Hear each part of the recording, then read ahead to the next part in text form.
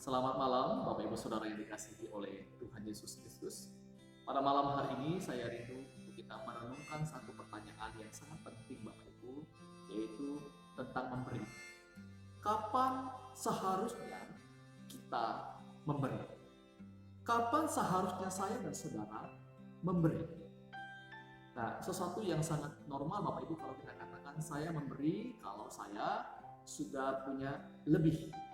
Saya akan memberi kalau saya punya uang yang banyak. Karena saya belum punya uang yang banyak, belum punya kelebihan, maka saya belum bisa memberi. Nah, ini sesuatu yang kelihatan sangat masuk akal sekali Bapak Ibu.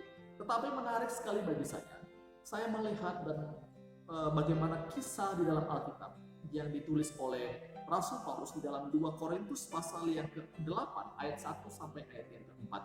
Ini adalah kisah tentang jemaat-jemaat yang ada di Makedonia. Bagaimana mereka memberi kepada pelayanan pekerjaan Tuhan. Nah, sekarang saya mengajak kita untuk melihat bagaimana kondisi dari jemaat yang ada di Makedonia.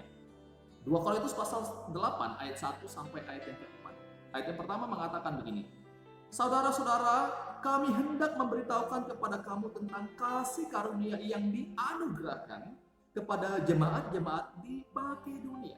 Kemudian dalam ayat yang kedua, selagi dicobai dengan berat dalam pelbagai penderitaan, sukacita mereka meluap, dan meskipun mereka sangat miskin, namun mereka kaya dalam kemurahan. Kondisi mereka Bapak Ibu, mereka sedang menghadapi berbagai macam penderitaan, mengalami kesulitan dalam hidup mereka. Kemudian bukan cuma mengalami penderitaan, mereka juga dikatakan sangat miskin.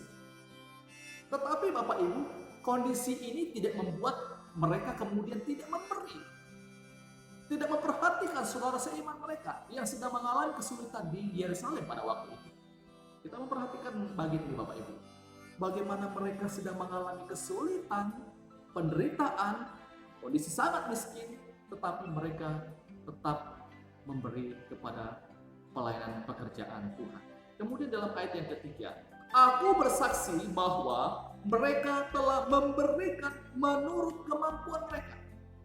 Kalau memberi menurut kemampuan itu sesuatu yang normal. Tetapi menarik dari kisah ini lagi Bapak Ibu, bahkan melampaui kemampuan mereka.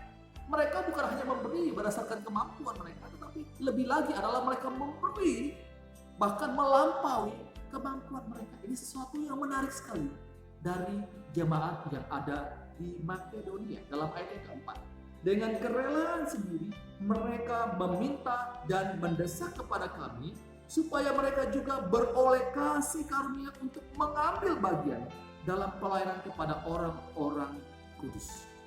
Bahkan mereka mendesak Paulus agar Paulus memberikan kesempatan kepada mereka mengambil bagian di dalam pelayanan memberi kepada saudara-saudara seiman mereka yang ada di Yerusalem yang sedang mengalami kesulitan. Bapak Ibu Saudara yang dikasihi oleh Tuhan Yesus Kristus, kita lihat bagaimana kisah ini. Mereka adalah orang-orang yang mengalami kesulitan. Mereka adalah orang-orang yang kondisinya sangat miskin, tetapi tidak membatasi mereka untuk kemudian memberi kepada pelayanan pekerjaan Tuhan. Jadi seperti pertanyaan saya di awal tadi Bapak Ibu, kapan kita harus memberi? Kalau kita melihat dari kisah ini, tidak harus menunggu kita punya kelebihan. Tidak harus menunggu kita punya yang banyak, uang yang banyak, harta yang banyak, menjadi orang yang kaya raya baru kita memberi. Tapi Bapak Ibu, dalam kondisi kita yang mungkin tidak punya uang yang banyak, tetapi apa yang ada pada diri kita Bapak Ibu, kita bisa menggunakan itu untuk memberi, mendukung pelayanan pekerjaan Tuhan. Orang-orang yang mengalami kesusahan, orang-orang yang mungkin membutuhkan pertolongan di ladang misi Bapak Ibu, kita bisa memberikan dukungan kepada mereka melalui harta yang Tuhan berikan kepada kita. Jadi sekali lagi Bapak Ibu, jangan menunggu kita menjadi orang yang kaya raya. Jangan menunggu kita punya kelebihan baru kita memberi. Apa yang ada pada diri kita saat ini, berikan itu kepada Tuhan. Karena prinsip firman Tuhan Bapak Ibu, Tuhan tidak meminta sesuatu yang tidak ada pada diri kita. Tuhan meminta apa yang ada pada diri kita, itulah yang kita berikan untuk pelayanan pekerjaan Tuhan. Jadi Demikian renungan firman Tuhan untuk kita pada malam hari ini. Ialah semakin hari kita semakin giat untuk memberi bagi pekerjaan pelayanan Tuhan. Selamat malam, Tuhan Yesus memberkati kita semua. Amin.